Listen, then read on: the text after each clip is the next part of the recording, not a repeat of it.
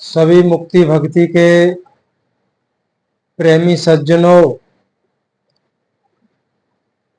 और विशेषता साधु संत समाज को और सभी समस्त साध संगत जी को सतनाम साहिब बंदगी। आज का विषय त्रिकुटी में ध्यान क्यों नहीं लगता है, सुरत मन क्यों एकाग्र नहीं होता है और क्यों शून्य समाधि नहीं लगती है। देखिए, बिल्कुल बने रहना है। ये जो आज सत्य बताया जाएगा ये सतगुरु कबीर साहिब के मूल ग्रंथ बीजक शब्द नंबर 25 से है। हजारों लाखों वीडियोस के माध्यम से आप सबने त्रिकुटी में ध्यान कैसे लगा में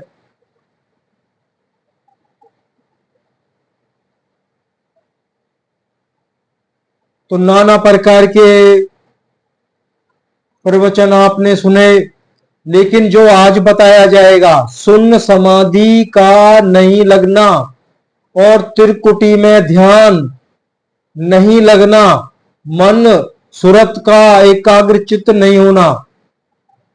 देखिए, जीवन हम सब जानते हैं देव दुर्लभ तन है, इसका दोबारा मिलना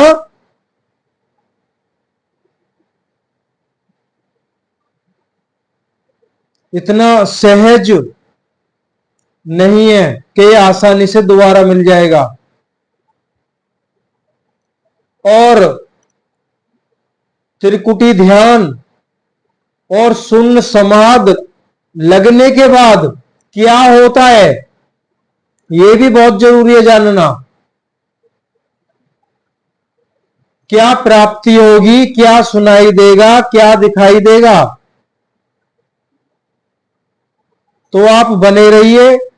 जो आज इस सत्संग को सुन रहे हैं वो वाकई ही भाग्यशाली हैं। कोई बहुत जरूरी सत्य है जिसको सुनकर हमारी आत्मा की जागृति हो जाए, या केवल एक ही शब्द ऐसा मिल गया बस उसी से नैया पार हो गई, तो ये बहुत ही जरूरी है। आज सुनने को मिल रहा है इस चैनल पे, बाकी अन्य जगह नहीं मिलेगा। क्यों? साहिब का मूल ग्रंथ बीजक जो असली बीजक है वो उसका मिलना अति दुर्लभ है। ये राज केवल सतगुरु कबीर साहिब ने खोले हैं। आइए, देर नहीं करते हैं और थोड़ा धैर्य रखें। बीजक शब्द शुरू होने के 5 मिनट बाद ये शून्य समाधि क्यों नहीं लगती है, ध्यान क्यों नहीं, त्रिकुटी में ध्यान क्यों नहीं लगता है, केवल 5 मिनट के बाद में विवरण, यही विवरण चलेगा। धैर्य रखें, इग्नोर करके हट ना जाए, बाकी वो तो आपका अपना वो है।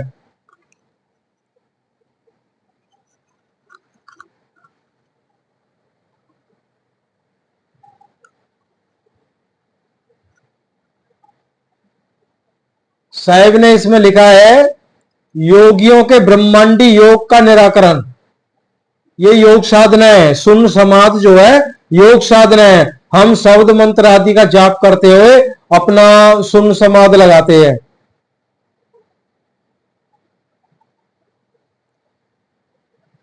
अबदू वो ततरावल राता, नाचे बाजन बाज बराता, मोर के माथे दूला दीना, अखत जोर कहता, मंडय के चारण समधी दीना, पुत्र ब्याई माता, दुल्हन लीप चौक पठारी, निर्वय पद पर काशा, भातई उलट बरातई, खायो भली बनी कुश लाता, पानी ग्रहण भयो बो मंडन, सुषमनि सुरत समानी, कहे कबीर सुनो हो संतो, बूझो पंडित ज्ञानी। अब ये सतगुरु कबीर साहिब ने इस शब्द के माध्यम से पूरा विवरण खोल के समझाया है। सतगुरु कबीर साहिब इस शब्द में जरा ध्यान से सुनना है जी। सतगुरु कबीर साहिब इस शब्द में योगियों के ब्रह्मांडी योग सिद्धांत का निराकरण कर रहे हैं। यहां पे योगी जो शब्द आया है, हम सब योगी ही हैं भाई। हम दो किसी भी नाम का जाप कर रहे हैं, किसी भी नाम का जाप कर रहे हैं और सुन समाध लगा के और त्रिकुटी में ध्यान कर रहे हैं, तो ये योग मार्ग है, ये योग मार्ग है।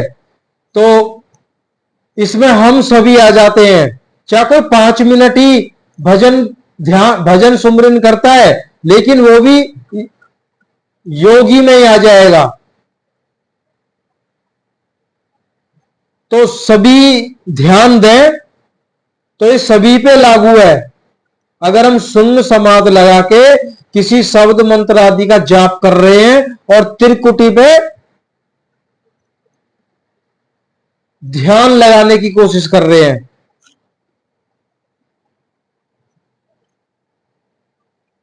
कह रहे इस शब्द में योगियों के ब्रह्मांडी योग सिद्धांत का निराकरण, समीक्षा, खंडन करते हैं साहिब। वे कहते हैं कि अवधू एवं योगियों, आप लोग अपने चेतन आत्म स्वरूप को भूलकर ब्रह्मांडी प्राणायाम योग साधन को मोक्ष की प्रदाता सत्य साधन समझकर उसी में रत लवलीन हो गए हो। यह आप लोगों का एक प्रकार से उल्टा व्यवहार है। अब इसको विवाह का रूपक देकर वर्णन कर रहे हैं साहिब। अब इसका एक जैसे ब्याह होता है, शादी होती है, उसका उस रूप से वर्णन कर रहे हैं ताकि हम आसानी से समझ सकें।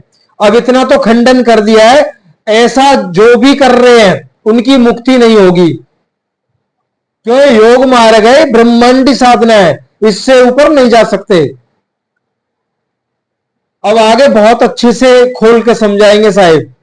कह रहे हैं जैसे बारात में बाजे बजते हैं और बाराती लोग नाचते हैं, किंतु योगियों यहां तो बाराती लोग स्वयं बाजे बनकर बाजते हैं और बजने वाले बाजे नाच करते हैं। भाव यही है, ब्रह्मांड में प्राण वायु को आयाम रोकने से 10 प्रकार के अनहद शब्द उठा करते हैं।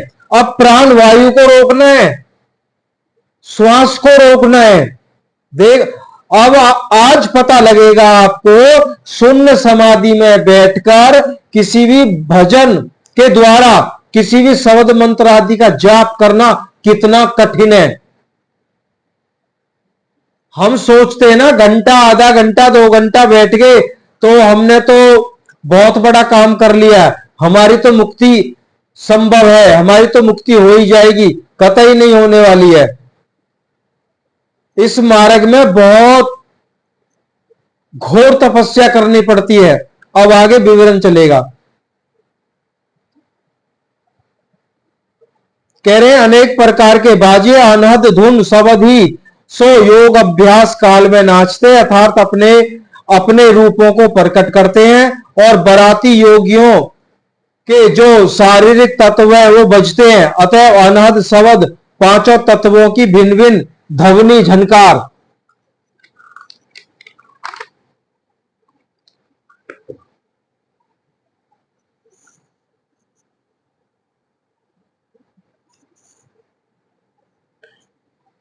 और भी देखिए, लौकिक ब्याह में तो दूल्हा के मस्तक पर मोर रखा जाता है, किंतु योगी लोग योग साधन में तो मोर ही माथे पर दूल्हा जीव को बैठा दिया जाता है, अर्थात मोर।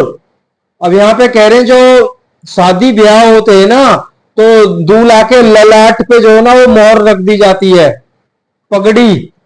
यहां उल्टा है, यहां पगड़ी पे दूल्हा को बैठा दिया जाता है। इस तरह से साहिब समझा रहे हैं। यहां पे मुकुट मोर क्या है? कुंडली, नागिनी कुंडली शक्ति। अब ये भी हमने कई जगह सुना है, लोग अपने अपने प्रवचनों में भी बताते हैं संत लोग कि कुंडली को कैसे जागृत करें, कुंडली को कैसे जागृत करें।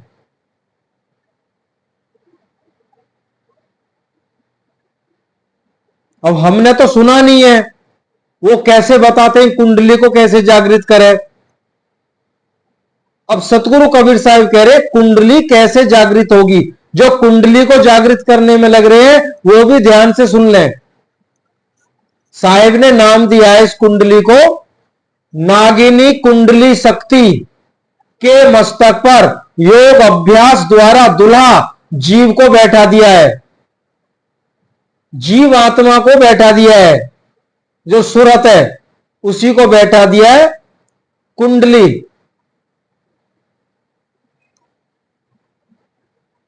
भाव यही है, नाभि चक्र में नागिन कुंडली शक्ति का निवास है और उसका मुख नीचे की तरफ रहता है। अब ये कुंडली जो है ये नाभि चक्र में, इसका जो मुख्य जो द्वार है, इसके दो द्वार हैं, जो इसका द्वार है वो नीचे की तरफ है, जो द्वार खुला हुआ है इसका नीचे की तरफ खुला हुआ है। कह रहे नीचे की तरफ रहता है, अतः वह नाभि चक्र के द्वार को रोके रखती है। इस कारण योग अभ्यास काल में योगियों की प्राण वायु ऊपर नहीं चढ़ पाती है। जब हम भजन ध्यान करते हैं, सुमरन करते हैं, तो ये ऊपर का जो द्वार है, ये नागिनी कुंडली जो है ये ऊपर के द्वार को रोक के रखती है और नीचे का द्वार खुला रहता है। अब सांस अंदर गई, सुमरन करते समय किसी भी मंत्र का सुमरन कर रहे हैं, सांस अंदर गई। अब जैसे करें कि हम करें जैसे कि ओ, तो सांस अंदर जा रही है और इसको थोड़ा रोका जाता है, फिर बाहर निकाला जाता है। अब ये उस द्वार से टकरा रही है, बाहर आ रही है, उस द्वार से टकरा रही है, बाहर आ रही है। तो जब तक ऊपर नहीं चढ़ेगी तो ना तो मन एकाग्र होगा, ना त्रिकुटी में ध्यान लगेगा और ना ही शून्य समाधि लगेगी। आगे साहिब बता रहे हैं, अतः नाभि चक्र के द्वार को रोके रखती है। इस कारण योग अभ्यास काल में योगियों की प्राण वायु ऊपर नहीं चढ़ पाती है। ये प्राण वायु बोला जाता है श्वास। अतः जब योगी लोग 5000 कुंभक कर लेते हैं, ये मेन पहलू है, जब योगी लोग 5000 कुंभक कर लेते हैं तब कुंडलिनी उलट जाती है। जब ये कुंडली जागृत होती है तब ये उलट जाती है, इसका मुंह ऊपर हो जाता है। 5000 कुंभक। अब ये कुंभक क्या है? हमने सांस अंदर ली, कुछ पल रोका, फिर बाहर छोड़ा, फिर सांस अंदर ली, फिर कुछ रोका और फिर बाहर। मान लो सांस अंदर गई, कुछ रुकी, फिर बाहर आई। अब श्वास अंदर गई और बाहर आई के बीच में जो गैप है ये कुंभक होता है, ये कुंभक होता है। अब यहां पे साहिब कह रहे हैं 5000 कुंभक जब हो जाते हैं तब ये कुंडली जो है जागृत होती है, ये उलट जाती है, इसका मुंह ऊपर की तरफ हो जाता है। उस अवस्था में प्राण वायु के द्वारा हमारी सुरत ऊपर चढ़ती चढ़ती चढ़ती चढ़ती या त्रिकुटी पे ध्यान लगना शुरू हो जाता है। मन एकाग्र, धीरे धीरे एकाग्र होना शुरू हो जाता है और शून्य समाधि भी लगनी शुरू हो जाती है। शरीर शून्य होता हुआ शुरू हो जाता है। अब 5000 कुंभक तब तक नहीं करोगे तो कुंडली जागृत नहीं होगी। जब कुंडली जागृत नहीं होगी, जो भी किया है वो व्यर्थ गया।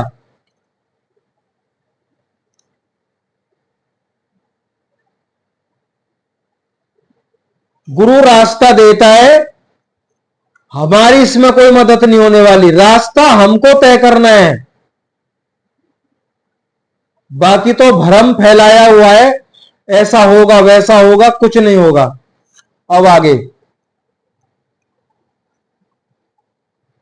कह रहे कुंडली नागिन कुंडलिनी का मुख ऊपर होने से प्राण वायु ब्रह्मांड में चढ़ जाती है और शून्य समाधि लग जाती है। अतः शून्य समाधि दशा प्राप्त होने पर अनेक प्रकार की सिद्धियों के बल से योगी लोग रिद्धियां सिद्धियां प्राप्त हो जाती हैं। अनेक प्रकार की अकथनीय कथाओं को कहने लगते हैं, वहां का वर्णन करने लगते हैं, जो वो वर्णन भी अकथनीय है, उसका वर्णन होता नहीं है। इस कारण सिद्धियों का अहंकार भी उनके हृदय में बढ़ जाता है। तत्पश्चात अहंकार को बढ़ने से योगी लोगों ने चेतन जीव रूप समधि को मढ़वा रूप शरीर के भीतर ब्रह्मांड में त्रिकुटी में ऊपर तुरीय भूमिका पर रख दिया, अर्थात ज्योति स्वरूप ओंकार ब्रह्म निरंजन के साथ मेल कर दिया। उनकी सिद्धि शक्तियों का चमत्कार देखकर संसारी अज्ञानी लोग चारण भाट की तरह उनका यशगान प्रशंसा करने लगते हैं। अगर कोई सिद्ध योगी आ जाए, सिद्ध पुरुष आ जाए, सब उसी के पीछे लग जाते हैं, भाई ये तो परमात्मा स्वरूप है, इस ये तो सिद्ध पुरुष है, जबकि उसका कुछ भी खत्म नहीं हुआ है।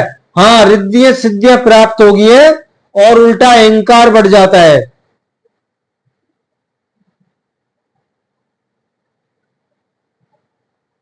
कह रहे ऐसे लोगों की योगी लोगों की प्रशंसा करने लगते हैं। इस प्रकार वे योगी लोग अपने चेतन आत्म स्वरूप से विमुख होकर ब्रह्मांडी माइक चमत्कार अनहद शब्द ज्योतियों को ही सत्य समझकर उसी में स्थिति कर जाते हैं। अब कई योगी होते हैं, वे और ऊपर बढ़ते तुरीय अवस्था में ज्योति दर्शन पाते हैं, वहीं अपनी सूरत को वो बांध देते हैं। अब बस उनका अब वो ये सोचते हैं कि यही परमात्मा स्वरूप है और हमारी तपस्या पूर्ण हुई। ये सबसे बड़ा धोखा है। उन्हें ये पता नहीं है कि अब यहां से जब हुक्म होगा ना तो वापस 84 में ही जाना पड़ेगा, क्यों आगे रास्ता बंद है। उस रास्ते को खोलने वाले हैं सतगुरु, और सतगुरु हैं कबीर साहेब। अब वो बगैर हमारे निस्वरूप के नहीं खुलता है।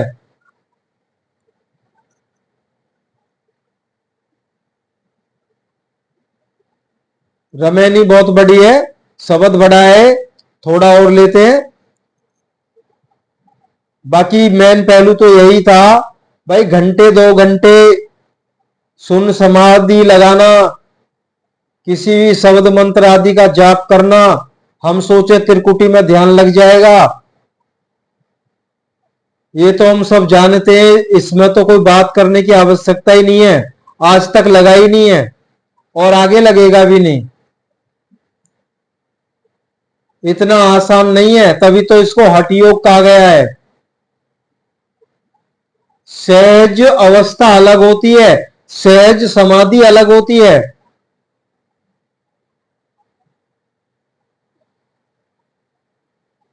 अब कह रहे हैं उसी ज्योति में स्थिति कर जाते हैं।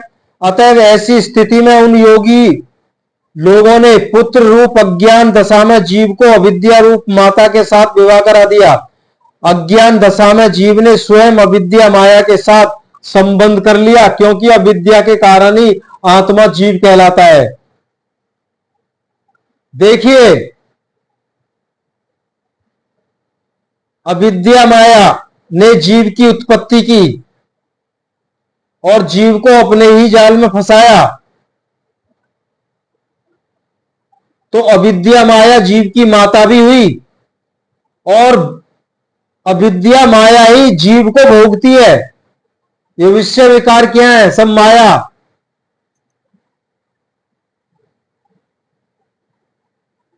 साहिब कह रहे हैं तो सब उल्टा तमाशा है।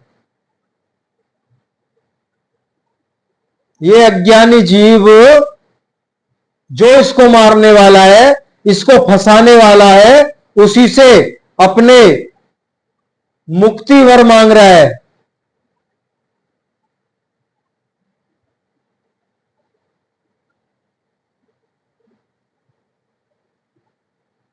तो आज इतना ही लेंगे। शब्द बहुत ज्यादा बड़ा है, बहुत अच्छा विवरण खोल के समझाया है। बाकी इसको पढ़ ही देते हैं, अर्थ नहीं करेंगे, अर्थ समझ में आ जाएगा थोड़ा थोड़ा, अधूरा नहीं छोड़ते हैं वैसे साहिब की वानियों को। कह रहे इन योगियों ने जीव की दुल्हन सुमिति को तो लिप दिया है, अर्थात मैट दिया है, अनेक प्रकार की रिद्धि सिद्धि आदि की वासनाओं से आच्छादित कर अंतःकरण रूपी चौक में बैठा दिया है। जिस पर भी अपने आप को सर्वथा निर्भय समझ लिया कि मैंने जरा और मृत्यु को जीत लिया है। अतः अनेक सिद्धि रूप व्यंजनों की लालसा से योग साधन रूप बरात में सम्मिलित हुए योगी जीव रूपी बरातियों को ऐश्वर्य सिद्धि आदि भोग वासना रूप बासी भात ने ही उलटकर खा डाला। यह देखिए कैसी अच्छी कुशलता बनी कि रिद्धि सिद्धियों की प्राप्ति के लिए योग साधन किया, परंतु उलटकर मायावी ऐश्वर्य भोग वासनाओं ने ही योगी जीवों को खा लिया है। जिन्हें प्राप्त किया था योग साधना के माध्यम से, उलट के उन्होंने ही उस योगी महात्मा को खाकर 84 में डाल दिया।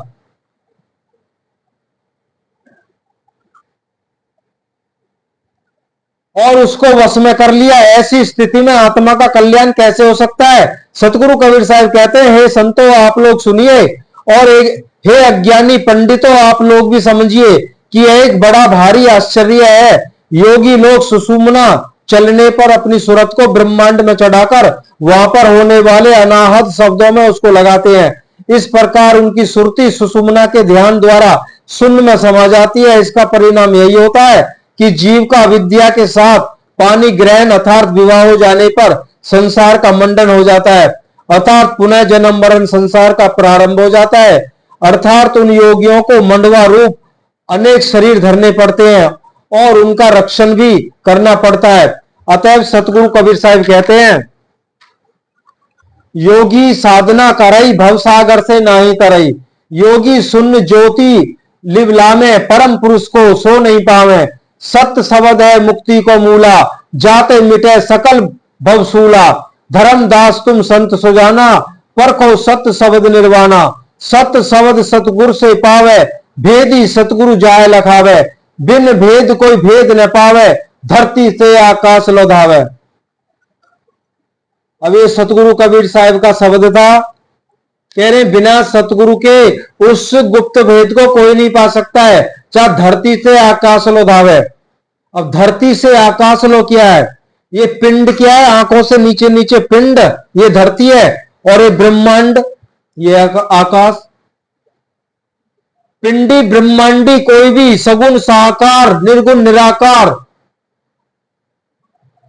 पिंडस्थ ब्रह्मांडी साधना कुछ भी कर लीजिए, मोक्ष नहीं होगा। ये भेद सतगुरु के पास है, और सतगुरु कबीर साहब उन्होंने खुलासा भी कर दिया है कि हर घट में मेरा वास है, सब घट वासा कबीर का।